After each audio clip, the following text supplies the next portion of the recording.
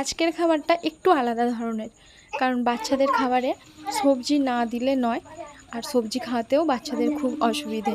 তাই ও ডিম পাউরুটি খুব পছন্দের, তাই গাজর আর বিটকে এইভাবে ছোট ছোট করে কুড়ে নিয়েছি, আর পাউরুটিগুলোকে সেকে বাটার লাগিয়ে রেখে দিয়েছি। তারপরে ডিমটাকে যেভাবে ভাজা হয় ঠিক সেই প্রসেসেই ডিমটাকে সামান্য নুন আর একটু হলুদটা দিলে ইনফেকশান কেটে যায়। মাছ, ডিম, মাংস সবেতেই হলুদ দেওয়া উচিত, যদিও বাচ্চারা খাবে। এইভাবে দিয়ে পেঁয়াজ কুচি দিয়ে ডিমটাকে তেলেতে ভালোভাবে ভেজে নেব। কড়া গরম হয়ে গেছে, এরপরে সাদা তেল সামান্য পরিমাণে দিয়ে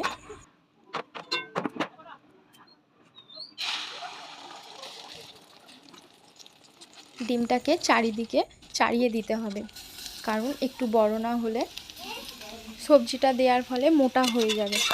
তাই ডিমটা একটু চাড়িয়ে বড় করে নিলে কি হয়, বেশি মোটা হয় না এবং বড় ভাজাও হয় ডিমটা। ডিমটাকে পিস করে নেব।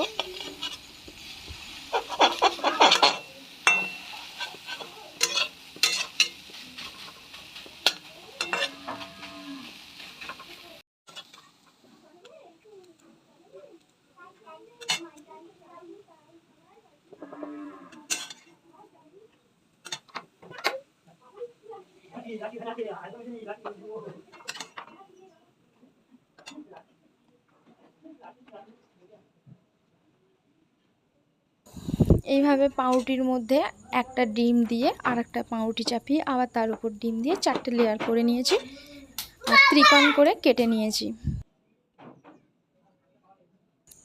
এখন একটা ডিমের দারুণ সেন্ট বেরোচ্ছে ডিম ভাজার যেটা, আর সবজি ভেতরে থাকার কারণে দেখতেও খুব সুন্দর, নরম একদম। গরম ভাপেতেই আর কি পাউরুটিটা নরম হয়ে গেছে, খেতেও সুবিধে বাচ্চাদের। টিফিন টাইমে এরকম স্যান্ডউইচ বা ডিম দিয়ে সবজি দিয়ে খুব সহজেই ঘরেতে তাড়াতাড়ি কম সময়ের মধ্যে হয়ে যাবে, আর পেটও ভরবে, মনটাও ভরবে। ও বুঝছো না, হাম করে নাও। কি আছে মাম্মা? কি আছে এতে? ডিম। আর কি আছে এটা? ও ফুঁ দিতে হবে অমন করে? হ্যাঁ তাই তো। এই দুটো খাও ফুঁ দিয়ে। হ্যাঁ তখন কলাগুলো খাও। বিম। এই তো বিম, এই তো বিম। তখন ঠান্ডা হোক, কলাগুলো খেয়ে নাও।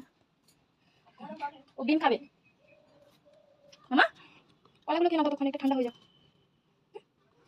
হাই করে দাও, হাই।